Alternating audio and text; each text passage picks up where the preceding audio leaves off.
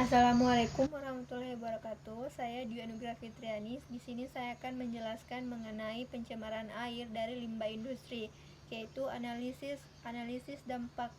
lingkungan dari dampak air limbah batik pada kualitas air sumur gali di pusat industri batik Jenggot, Kota Pekalongan. Nah, Kota Pekalongan dikenal sebagai kota batik karena mayoritas penduduknya di sana memproduksi batik sebagai mata pencaharian.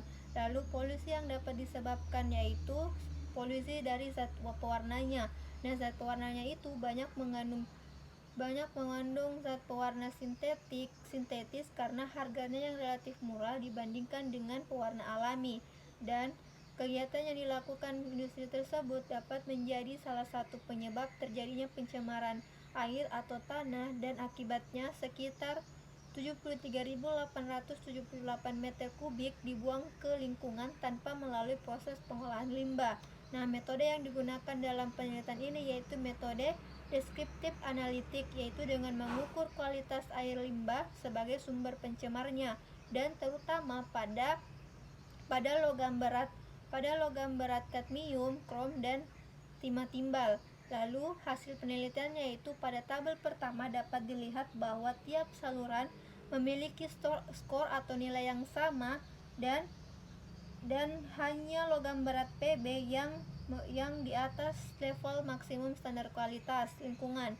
Dan kemudian yang kedua yaitu tabel kedua, populasi kualitas air limbah dari genangan air dan populasi. Nah, untuk tabel ini tiap selokannya itu juga memiliki nilai ataupun skor yang sama, dan dapat dilihat bahwa hanya Pb yang melebihi standar kualitas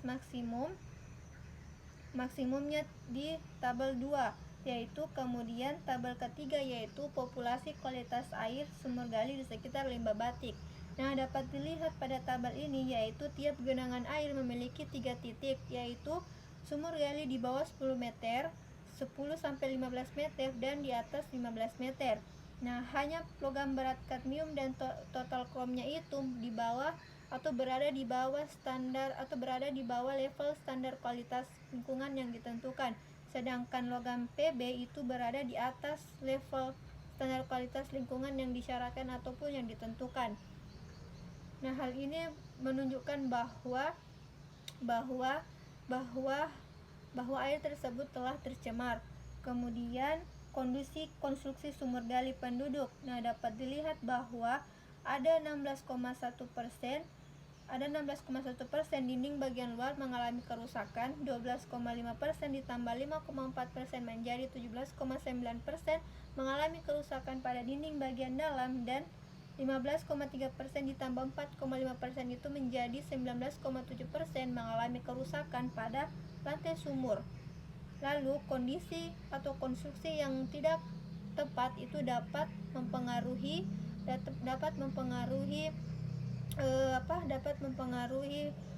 masuknya air sehingga dapat tercemar. Lalu tabel kelima yaitu populasi kualitas fisik air sumur gali.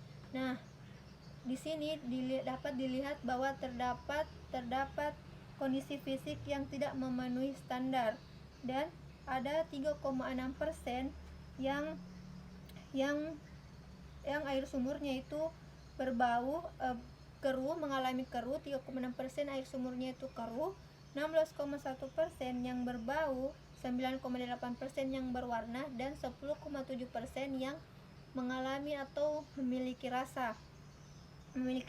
Dan dari 1.200 kepala rumah tangga ada sekitar 75% yang masih mengandalkan atau memanfaatkan air sumur gali sebagai sumber air, dan hal itu dapat mempengaruhi kesehatan jika terkontaminasi dengan logam berat.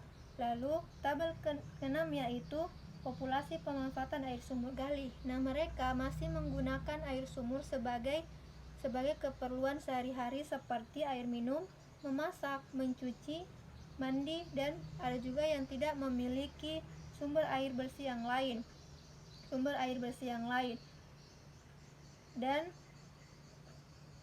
Dan salah satu logam berat yang sangat beracun adalah Pb.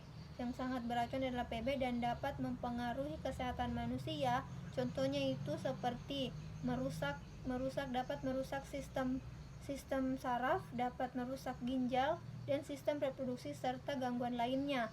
Dan cara terkontaminasinya itu melalui saluran pernapasan ataupun pencernaan. Kemudian kesimpulannya yaitu air limbah mengandung logam berat kadmium, krom, dan Pb, dan hanya Pb yang levelnya melebihi standar kualitas lingkungan yang ditentukan. Ada 16,1%, bagian luar sumur yang mengalami kerusakan, 17,9% yang mengalami kerusakan pada dalam sumur, kemudian 19,7% yang mengalami kerusakan pada lantai sumur. Dan kondisi fisik sumur gali berpotensi tercemar air limbah batik itu ada sekitar 3,6% yang mengalami keruh, air berbau itu 16,1%, 9,8% yang berwarna, dan 10,7% yang berasa. Polusi terhadap air sumur gali dapat berdampak pada kesehatan masyarakat karena digunakan sebagai keperluan sehari-hari, yaitu untuk diminum, makan, mandi, dan mencuci. Hal ini dikarenakan di atas 65% yang tidak memiliki sumber air bersih yang lain. Lalu rekomendasi yang dapat digunakan yaitu perlunya pengolahan air limbah batik, terutama pada sumbernya atau mulai dari sumbernya melalui IPAL atau instalasi pengolahan air limbah, baik pada skala rumah tangga ataupun masyarakat, dan pemerintah daerah berperan sebagai fasilitator. Lalu masyarakat dan pelaku industri perlu dilibatkan dalam mengelola industri batik yang ramah lingkungan. Sekian itu tadi penjelasan dari saya. Assalamualaikum warahmatullahi wabarakatuh.